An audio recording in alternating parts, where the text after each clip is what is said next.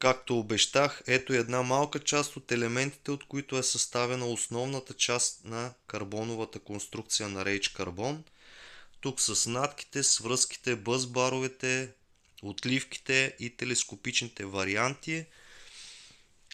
Имаме анодизирани сглобки навсякъде, бързи връзки, връзки за тежки конструкции, връзките за фидер конструкциите, които мога да изработя, вариантите на бъзбарове, различни дебелини на профилите.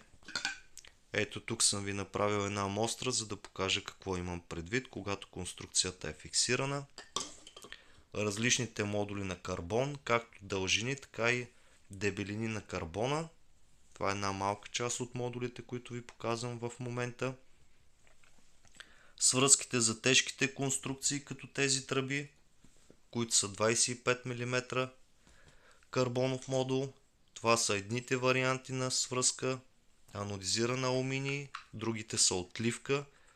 За отливките мога да кажа, че вече ги ползвам достатъчно дълго време. Тествани са при изключително високи и ниски температури в завода, в който се произвеждат. Умишлено се спрях на по-високата цена за качеството, което се предлага. За експеримента бях поръчал принтирани такива части, които не издържаха и една част от натоварването, което издържаха тези модули. Всички елементи са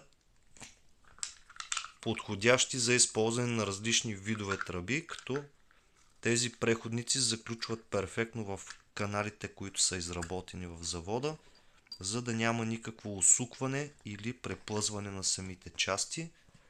Това са другите втулки, които се ползват.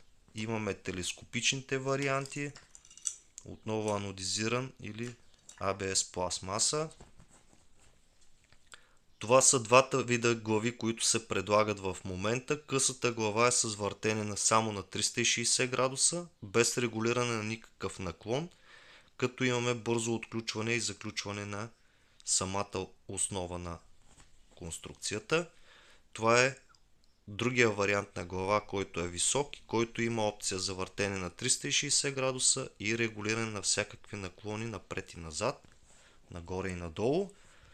Модулите, които ви показвам тук, са една малка част от модулите, с които разполагам. Смятах да снимам цялата работилница, но за сега ще се въздържа.